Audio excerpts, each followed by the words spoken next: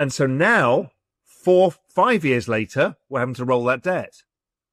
And it's because it was 5 years and not 4 years after the 2021 cycle. They extended the cycle by a year because they extended duration. Now what they're doing is, looks like they're shortening cycle. And so it might bring the cycle back again. Or if they continue to just issue in the short end, maybe we don't get a cycle. I'm not suggesting that's the case, but just intellectually, it's interesting to see, oh, and if they just continue to issue the short end, there is no cycle because it's just endless liquidity.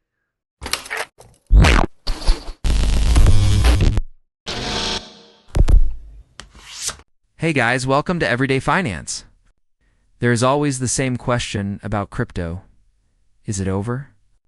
As talk in the market grows, some say Bitcoin's big run is over and it has already peaked. Raoul Pal, CEO of Real Vision, and Jamie Coutts, top crypto analyst, have a very different view.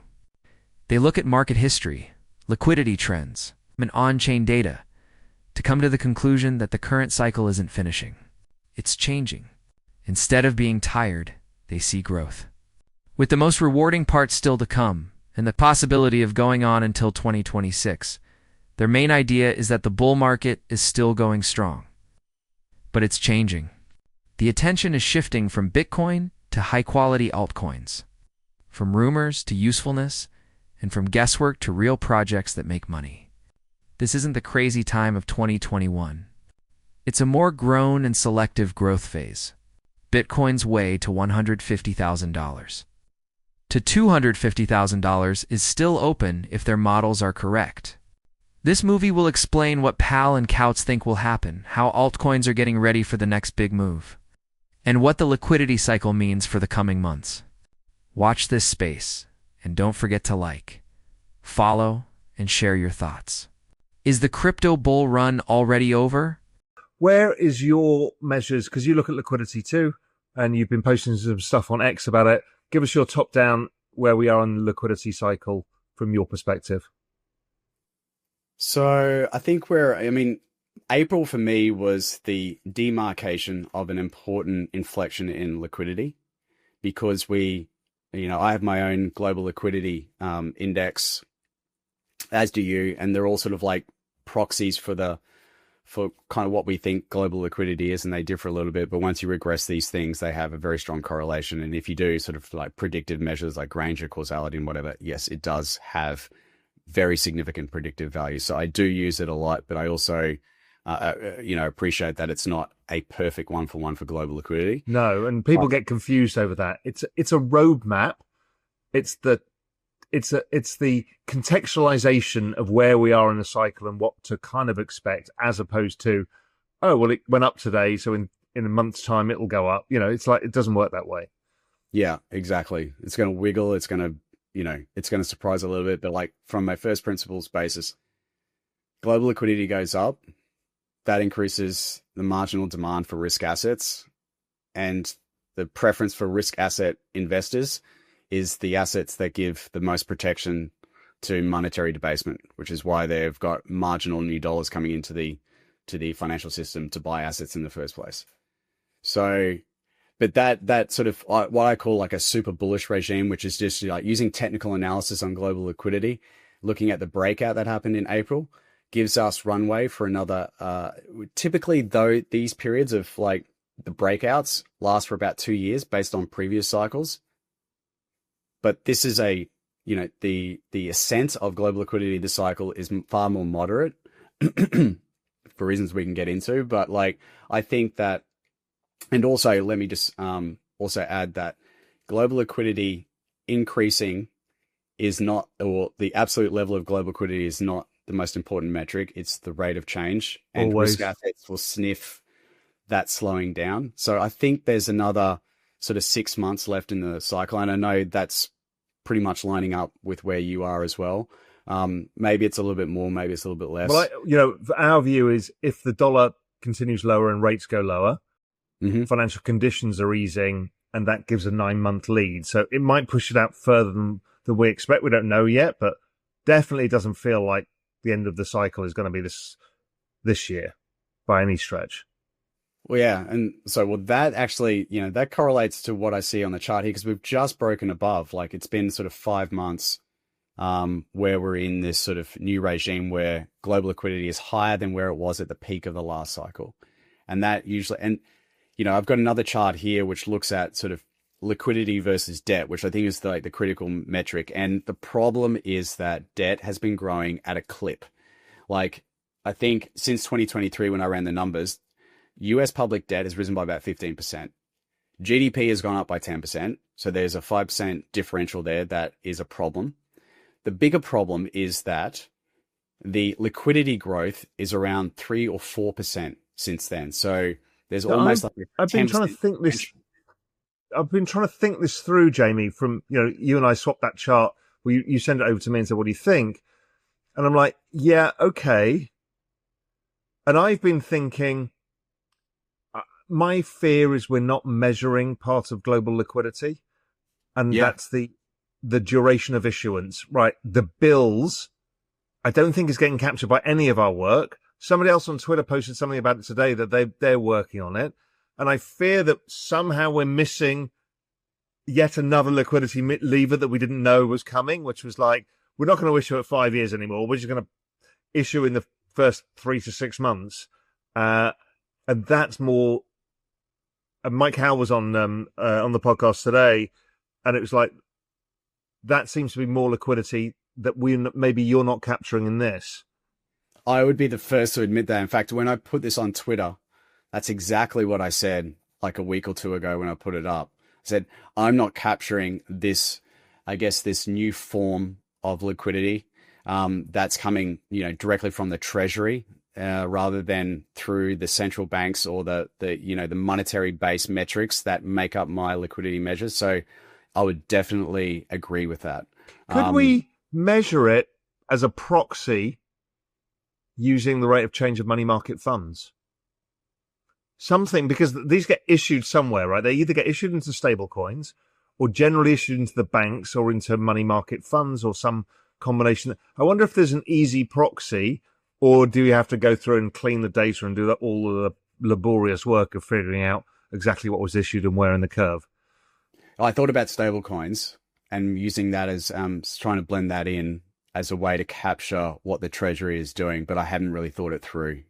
It's just interesting. It's been in the back of my mind, like we haven't got. Yeah. It's not complete yet. Yeah, and it feels like this is the conversation we're having in like mid 2022 when we were like building stuff and we were having these conversations and we kind of came to the same conclusion about like where the bottom was going to form. But I haven't done the work, and I'm sure you guys will, as will I. But I think it's definitely missing because obviously that's since Yellen, that has been the playbook. The quantitative, the balance sheet's been tightening for the last 3 years, but Bitcoin is up, and that's because liquidity is being pumped in through other mechanisms. And that's why we've been using the total liquidity as opposed to Fed net liquidity, and before that, the balance sheet. Pal and Coutts begin by talking about how people think about the market right now. A lot of buyers think the top is already in because of how volatile the market has been in the past. However, Coutts says that the data shows otherwise. Even though Bitcoin prices seem to be going down, there isn't any sign of the widespread mania that normally happens at a real market peak. Instead, on-chain trends, funds coming into ETFs, and Bitcoin's falling popularity all point to a change toward an altcoin season that is focused on quality. A lot of people agree with Raoul Pal, who also says that Real Vision's macro and liquidity models are not even close to warning of danger. As a matter of fact, they still point to big gains ahead. They say that global liquidity is the main thing that will make this next step happen. In April, there was a major breakout, which is a turning point that has generally led to new rallies in risk assets. When liquidity grows, money usually moves into Bitcoin and Ethereum first, then into altcoins that are stronger. Pal does warn that even though debt growth is faster than liquidity in some areas, the situation is being balanced by new ways to issue debt and secret sources of liquidity. Both experts agree that the liquidity situation is still good and that this cycle has more time left than most people think. Now that things are set up, the conversation shifts to where the next wave of opportunities might come from. Here's another interesting thing that we found in GMI. We're like, why is this business cycle longer? Part of it is like rates haven't come down. Okay, fine. Then we went back and did the foundational work again about debt maturity. And what we found is back in 2021, they lengthened the maturity of the debt because they could, because rates were low. Yeah. And so now, 5 years later, we're having to roll that debt. And it's because it was 5 years and not 4 years after the 2021 cycle. They extended the cycle by a year because they extended duration. Now what they're doing is, looks like they're shortening cycle. And so it might bring the cycle back again. Or if they continue to just issue in the short end, maybe we don't get a cycle. I'm not suggesting that's the case, but just intellectually, it's interesting to see, and if they just continue to issue the short end, there is no cycle because it's just endless liquidity. Yeah, so I would love to see the work on the composition of debt based on maturity, because I think that would just be and also the rate of change of the. Did I not send you my last GMI? I don't think so. Okay, I'll send it to you right now. So if you've done that, okay, I've got to dig in. We did some of it, yeah. The thing that worries me, Raoul, is, okay, so they're moving to the shorter end in terms of issuance. It's not that there's endless liquidity. It's that the system is fucking way more fragile in that environment, right? Because they have to be, they have to constantly be on the case in managing the financial system and, making sure that volatility in the bond market doesn't start creeping. Because like with the previous regime of more long dated issuance, there was these cycles of like 4 to 5 years, and they became, I think, a lot more sensitized to it and able to get ahead of it. Now they've just basically turned into a short-term, a short-term liquidity engine, which I think causes a whole bunch of other problems. It's like basically buying a car on a credit card. Yeah. As opposed to, a 5-year car loan. Right. Which could accelerate the exiting of from US treasuries in one aspect, but maybe stablecoins sort of plug the hole. I don't know. It's incredibly interesting, but obviously there's just more liquidity, more cowbell. I mean, that's the perfect end to the podcast, actually, because that's what it is, right? And that's the framework. We've all kind of coalesced around the same framework, which is liquidity is the big backdrop.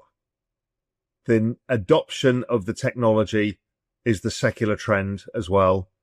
Those two things are leading to what we talked about, stuff like the layer ones, the top two tiers becoming very attractive investments because the activity is accruing to those as new people find new applications.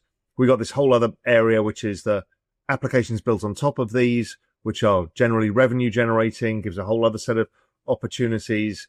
It's just it's a broadening space, and you've done a lot of pioneering work on sectors, subsectors that if people aren't on the Real Vision platform, it's on for Real Vision Alpha. If you go and look at the dashboards there's a really nice breakdown, and we're going to be only building on that further on sort of a lot of the work that you do on this. But I always love the fact that how you, me, Julian, Andreas, everything, and we all kind of weave around doing our own thing, but somehow it turns out to be this cohesive understanding with a few differences here and there about what this is all about. And it's not like we're like, what are you going to write? I'll make sure I don't write something different. It's like, what are you looking at? This is interesting. And it just comes this way. Like, yeah, I think the synergy is amazing because we don't collaborate. We do our own thing, but in the frameworks is, are different, and I lean into your stuff on the business cycle. Yeah. It's like, I've just sent you GMI and that came out 12 days ago.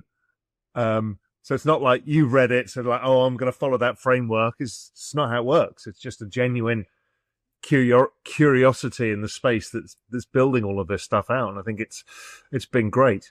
Pal and Coutts stressed that this cycle is not the same as the ones. In 2017 or 2021, things have changed in the area. Changes in global liquidity, bank maturity management. and the amount of debt that is issued are all changing how long market cycles can last. As the years went by in 2021, longer debt maturities increased liquidity and gave the rise more time. Now that shorter-term issues are always adding cash to the market, risk assets may be in a more stretched, fragile, but still bullish situation. That means that for crypto, a long run into 2026 isn't just wishful thought. It's a structural result of how the financial system works right now. If liquidity stays high, it's more likely that Bitcoin will hit six figures. Quality altcoins, like strong Layer 1 South, DeFi protocols that make real money. And new projects like Hyperliquid will also be able to draw a lot of capital. Even memecoins are changing into ways to get money quickly by getting people's attention. This is not the end of the cycle. It's the spreading phase, when those who are in the right place can make huge gains. This is shown by Coutts' GMI cycle top finder chart, which keeps track of past blow-off tops. In previous rounds, such as 2013, 2017, and 2021, the indicator spiked up straight before big drops. That same measure is high today, but it's still not as high as it was before. Even though Bitcoin's price is high, the market hasn't hit the crazy euphoric state that happens at cycle peaks. That difference is important. We may not be in the exhaustion stage yet because there is no blow-off warning. Instead, we are likely still in the growth and expansion phase. When the cycle top finder and retail sentiment measures finally line up at their most extreme points, a real top forms. For now, it's clear that the facts point toward continuation, not conclusion. Not even close, Julian Bidd said when he showed Coutts' map. What do you think? Will this bull cycle last until 2026, or are the doubters right? Share your ideas below, click like, and sign up to get more in-depth updates as we watch this market change.